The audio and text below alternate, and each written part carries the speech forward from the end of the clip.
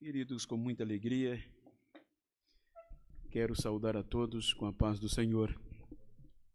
Quero transmitir esta saudação a todos os irmãos que estão conectados na live AD Rio Largo, através desse canal, e parabenizar o nosso pastor, toda a organização pela iniciativa deste trabalho. Digo com convicção, pois minha esposa é logada todos os dias neste programa. Quero agradecer esta oportunidade de poder compartilhar com os irmãos a palavra do Senhor. Louvo a Deus pela vida do Calheiros, pastor Calheiros, presbítero Paulo e toda esta organização deste evento. Queridos, eu quero ler um texto no Evangelho segundo escreveu São João, capítulo 16, versículo 33, onde o texto diz: Tenho-vos dito isso, para que em mim tenhais paz. No mundo tereis aflições, mas tende bom ânimo, eu venci o mundo. Queridos, com base neste texto, que está inserido nas últimas instruções que Jesus dá aos seus discípulos acerca da sua partida, acerca do que estava por vir. Quando nós observamos todo o contexto, os desafios seriam constantes e consequentes. A Bíblia nos mostra que João, ele relata estes feitos, sendo ele um dos mais íntimos de Cristo. E ele retrata em toda a sua escritura, através de muitos milagres, comprovando que Cristo é Filho de Deus. Diante de um contexto de desafios, observamos que desde os meados do capítulo 14, quando começa o discurso, naquela reunião tenebrosa, em um contexto psicológico, onde os discípulos começaram a ouvir palavras que não imaginaria, pois a sua crença ainda estava abalada. Quando nós lemos no capítulo 15, a partir do versículo 18, Cristo diz, naquela mesma reunião de instruções: Se o mundo vos aborrece, sabei que primeiro do que a vós aborreceu a mim. Se vocês fossem do mundo, o mundo os amaria, o que era seu. Mas porque não sois do mundo, antes eu vos escolhi do mundo, por isso é que o mundo vos aborrece. Lembrai-vos destas palavras que vos disse: não é o servo maior do que o seu senhor. Se a mim me perseguiram, também vos perseguirão a vós. Ou seja, nessas instruções finais, antes da sua partida ao Pai, Cristo previne e adverte aos discípulos acerca dos desafios que estava por vir. O começo do capítulo 16, ele volta a falar sobre isso, para que, prevenindo-os do que o mundo iria trazer de perseguições. Quando nós analisamos, são 5 pilares que determinam o convívio ao viver dos povos. o pilar econômico, político, cultural, tecnológico e a religião. Então, se consiste neste contexto o termo mundo. São eles que determinam o modo de viver dos povos. Então, tendo em vista que Cristo adverte que o mundo não o reconheceu, que o mundo não acreditou nele, e por isso perseguiu-lhe, então não seria diferente para aqueles que, escolhidos por ele, foram para continuar falando o mesmo contexto e o mesmo ensino do Evangelho. E para falarmos, quero, com base na história, mostrar-lhes o contexto da tonalidade, da contundência da palavra ânimo inserida dentro deste contexto das últimas instruções. Ânimo. Quando nós observamos o grupo dos discípulos de Jesus, diretamente os apóstolos, formado por 12 homens, 11 deles eram oriundos de um contexto chamado Galileia. Era um contexto tido por simples, aonde eles não se dedicavam aos estudos da lei, da Torá, tão profundamente como o povo da Judeia.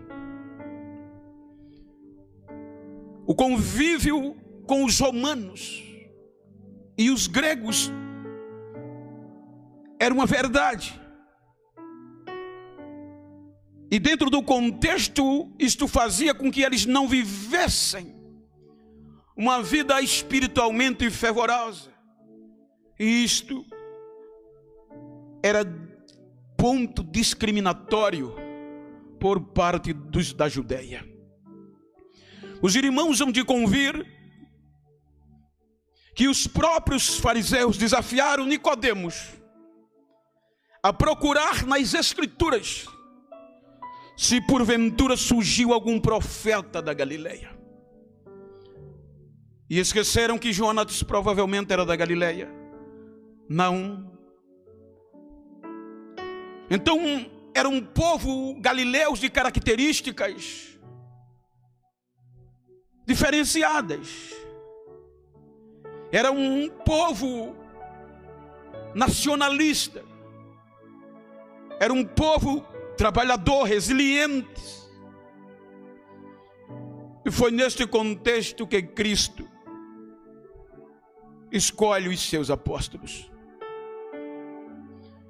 ensinando-os, os instruindo naquilo que eles já tinham. Cristo vai estimulando a melhoria.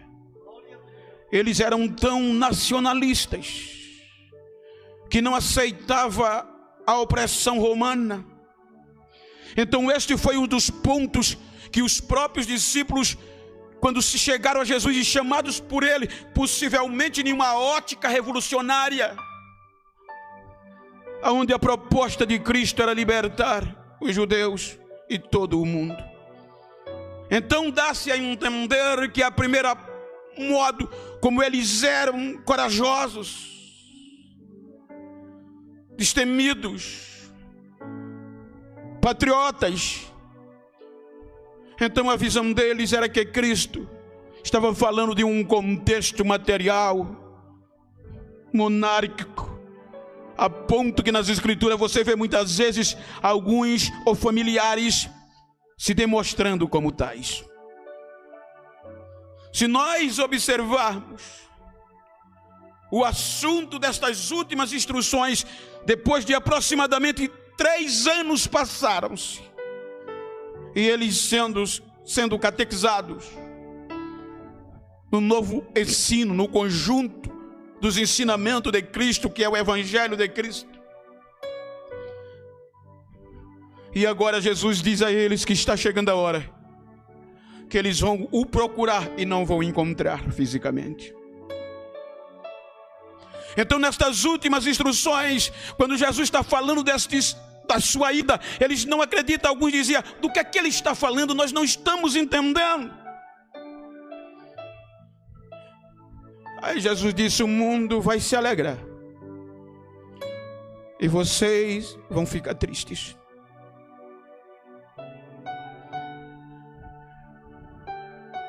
Eu estou indo, mas eu deixo uma palavra para vocês: ânimo, para não naufragar na fé.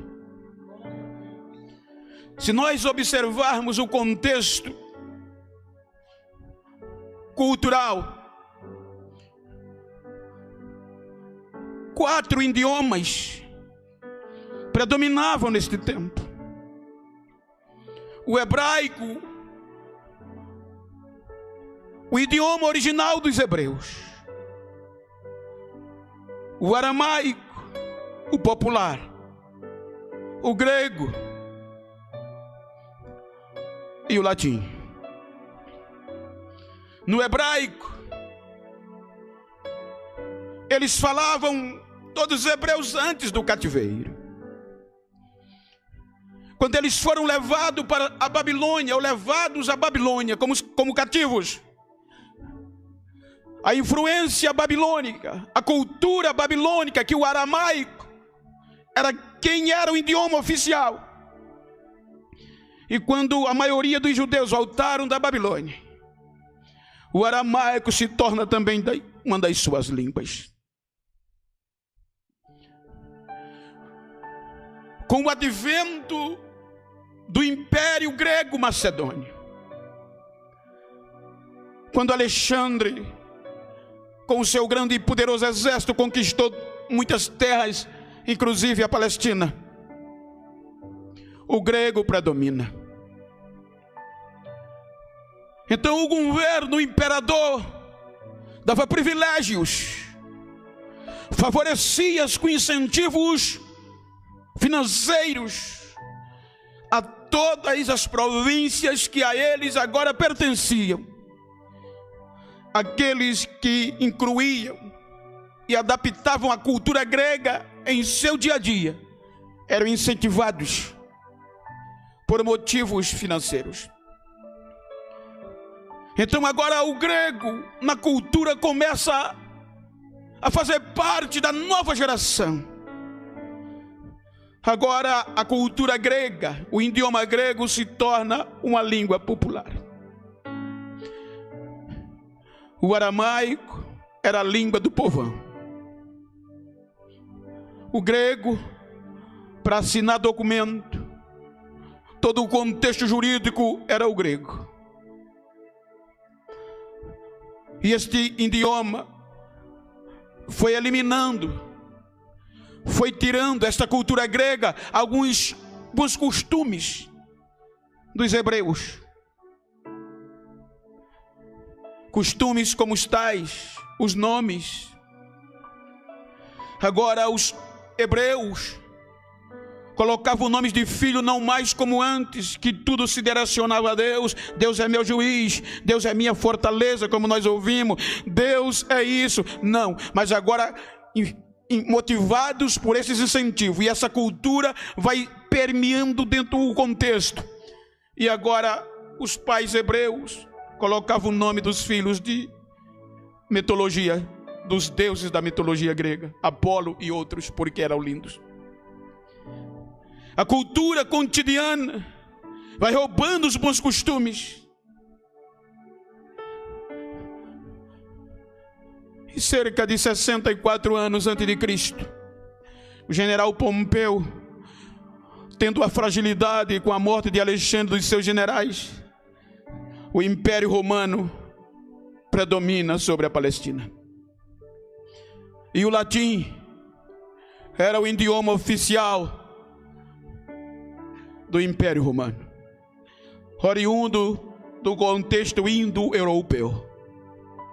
Era um contexto, era um idioma E este idioma latim também tinha sua parte, porque na maioria dos soldados esses idiomas eram quem eram falados no nome de Cristo. Então agora o hebraico era a língua litúrgica, o aramaico era uma língua popular. O aramaico não se precisava ir à escola para aprender. Os irmãos, só para ter uma ideia, era como um contexto. Nós falamos o português, mas para aprendermos o português temos que estudar. Mas para falar como a gente fala, não precisa ir à escola, a gente aprende em casa com os pais. Era isso a diferença entre o hebraico e o aramaico. O aramaico se torna uma língua litúrgica pela hierarquia do judaísmo, aonde se estudava a Torá. O aramaico não precisava mais polir-lo, porque era aprendido num contexto popular. E há quem diga que a maioria dos sermões de Jesus foi no aramaico, porque o povo entendia melhor. Então isto agora começa a interferir. E com o advento dos romanos, o latim entra no contexto. E veja que a palavra ânimo que Jesus fala nas últimas instruções, ela é oriunda do latim, animus, que para nós é ânimo. Etimologicamente falando, a palavra original do latim animus é coragem, é fé, é determinação excessiva diante de umas circunstâncias perigosas, ou circunstâncias perigosas. Então a palavra ânimo, no seu contexto etimológico, vem do latim, e é o que Jesus passa para os seus discípulos. Tenham ânimo, ou seja, tenham determinação excessiva, tenham coragem, porque isso que está por vir vai precisar ter ânimo para vocês sobreviver e não naufragar na fé. Então agora aquelas palavras, esta palavra ânimo é impregnada no coração dos apóstolos. É aqui que a história da qual eu quero tomar parte dela mostra que a igreja tem no seu DNA perseguições. A palavra, veja que a Bíblia diz que neste discurso eles ficaram tristes. E no Antigo Testamento a palavra felicidade e alegria era característica do tempo da salvação. E eles se entristeceram. E Jesus disse a eles: no mundo vocês terão aflições.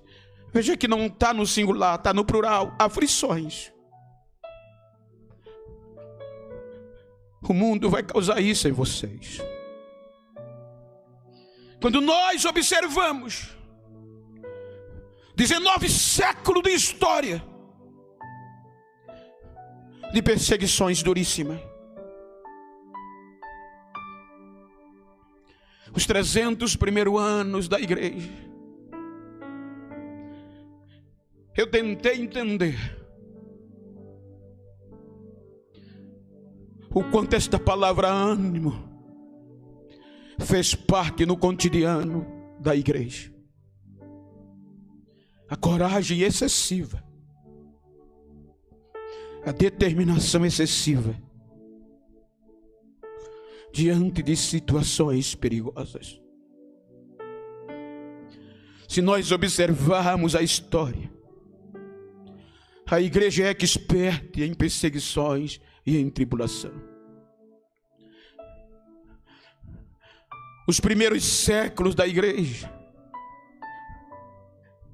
creio que 90% dos apóstolos não tiveram morte natural. E qual era o crime? O nome de Jesus. O mundo os odiava.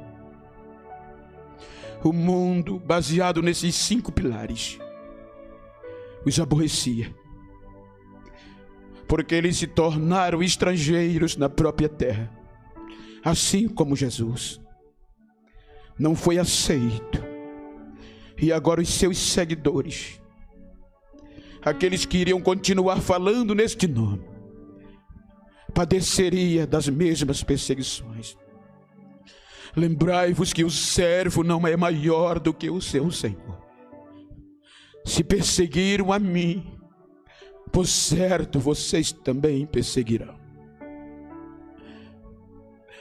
O primeiro ponto foi religioso.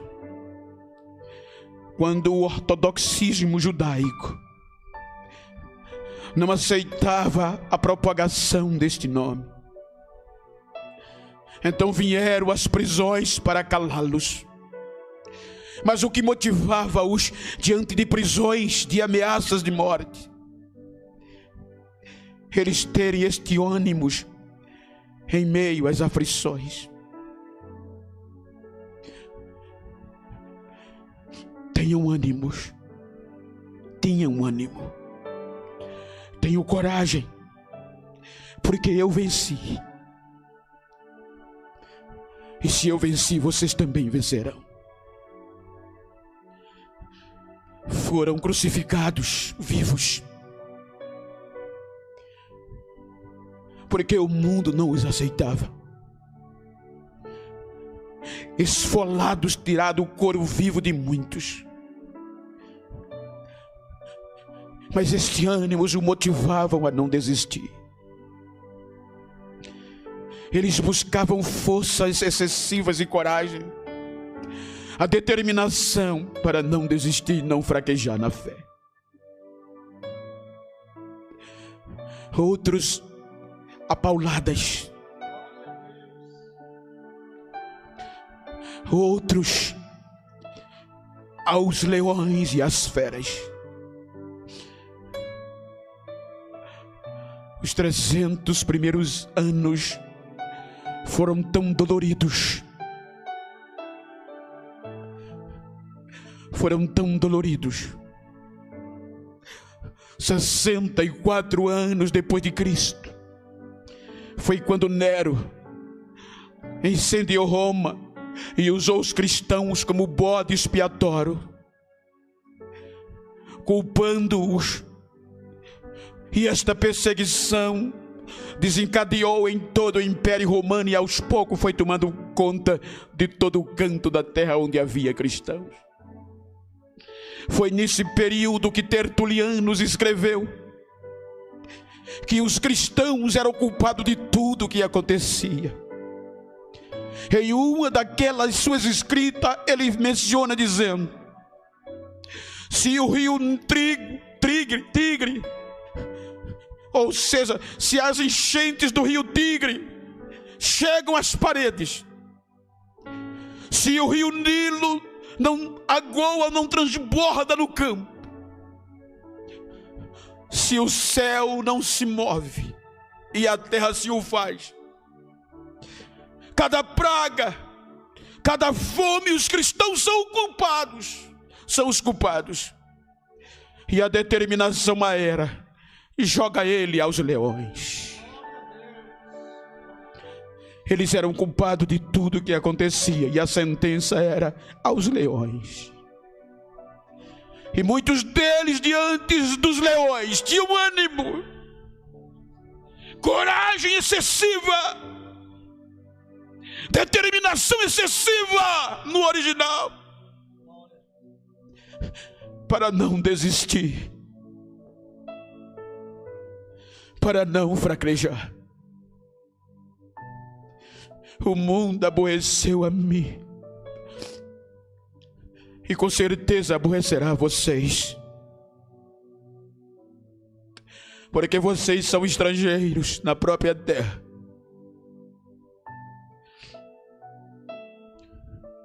No ano 303, quando o imperador, salvo engano, quando o imperador Diocleciano determinou a destruição de todas as igrejas, Diocleciano determinou que todos os cristãos fossem dispensados do exército, do governo. O negócio ficou tão sério economicamente, politicamente, que Eusébio escreve que muitas cidades cristãs foram arrasadas, destruídas pela fúria desse império. Foram 19 anos, 19 séculos, melhor dizendo, de perseguições. E a igreja nunca parou. Uma geração ia, outra geração vinha.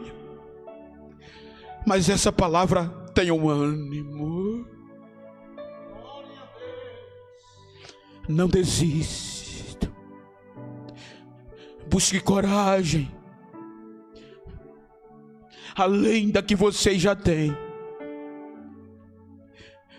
E não deixe naufragar a vossa fé diante das circunstâncias perigosas. 19 anos de história que você lê e as lágrimas caem. De cristãos que eram colocados em lugares estreitos como caixões, e os seus corpos eram penetrados por pregos.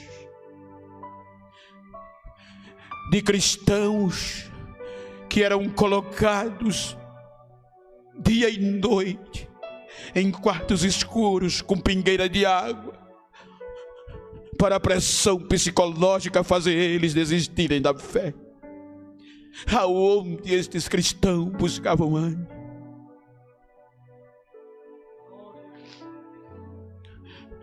O capítulo 15 a 16, Jesus fala que o Consolador viria, que o Espírito Santo ia estar com eles,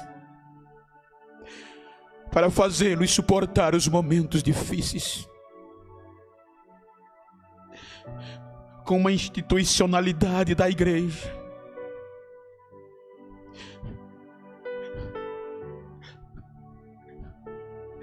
com o advento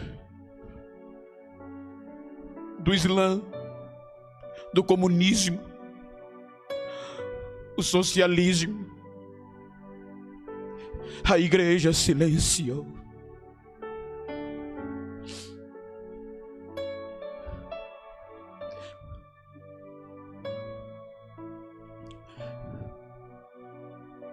No meio das perseguições se viam mais milagres. No meio dos momentos difíceis, quem não tinha oportunidade começa a ter.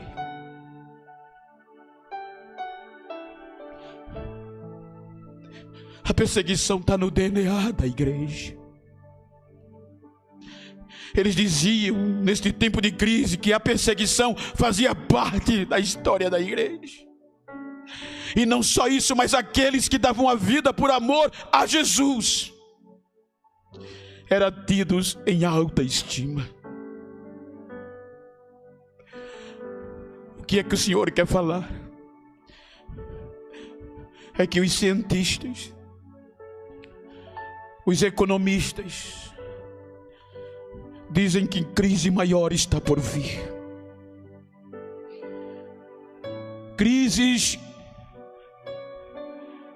que a nossa geração nunca viveu.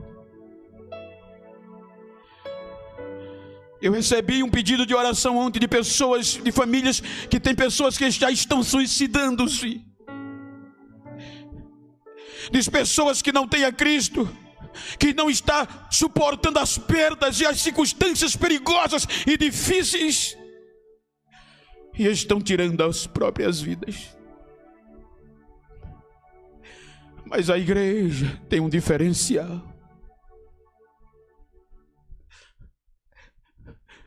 ela entende esta palavra, ânimo. Ela busca sempre coragem excessiva diante de circunstâncias perigosas. Dizem que está vindo uma recessão como nunca na história. Mas o bom é que quando nós lemos o capítulo 16,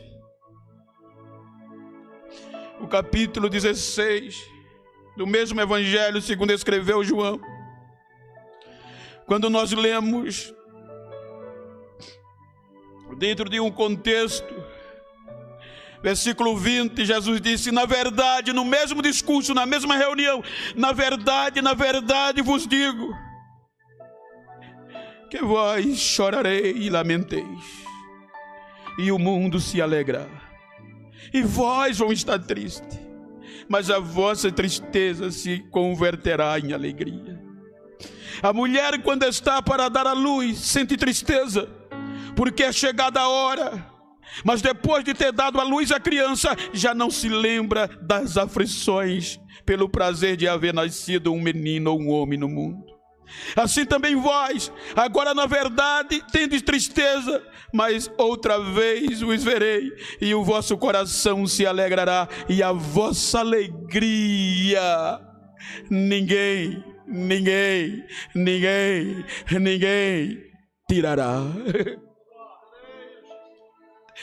Aleluia. O próprio apóstolo Paulo disse que a glória, a alegria, a grandeza que está reservada para nós não há de se comparar com as aflições desta vida. É bem maior a alegria que está reservada para nós. Tenha um ânimo.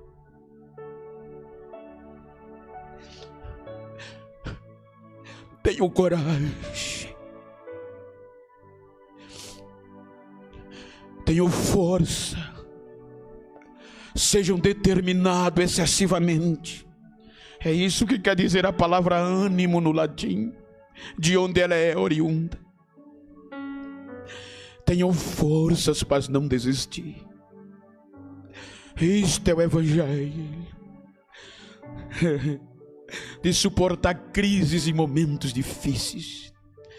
É neste momento que Jesus é mais chamado, é mais pregado, é em momentos difíceis de crise. Então por isso, meu amado irmão, minha amada irmã, aonde você esteja na sua residência, aonde você esteja no seu carro, no seu trabalho, que está conectado neste canal, eu te digo, independente do que há por vir, independente das circunstâncias perigosas que estamos vivendo,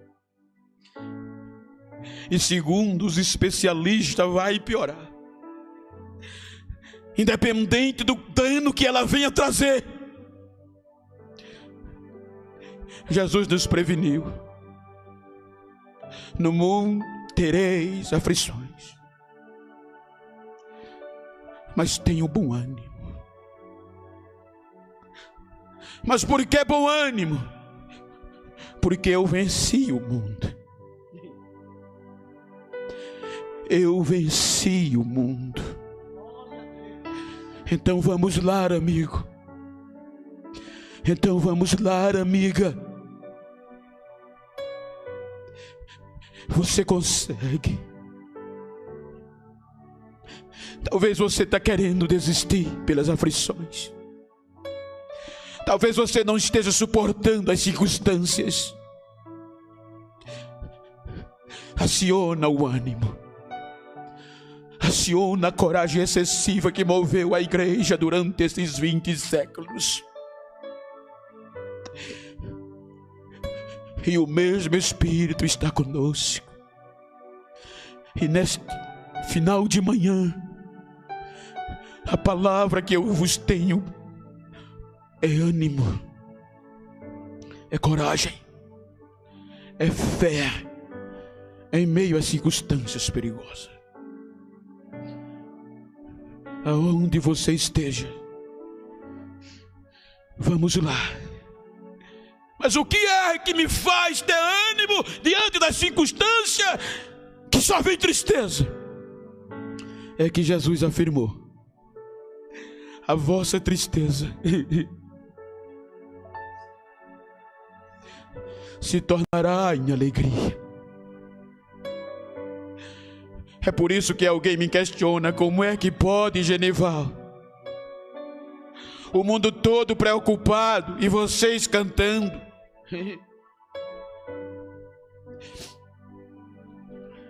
Como é que pode o mundo todo isolado e vocês lutando para cultuar e adorar este Jesus? É ânimo, é coragem que Ele nos deu. Ele disse: fui eu que tirei vocês do mundo, e por isso que o mundo vos odeia, vocês não pertencem mais a Ele. Se vocês fossem do mundo, o mundo amava vocês.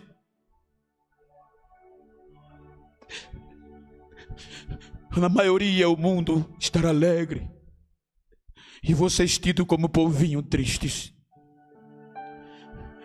Mas a vossa tristeza se tornará em alegria. E essa alegria ninguém, nem as aflições,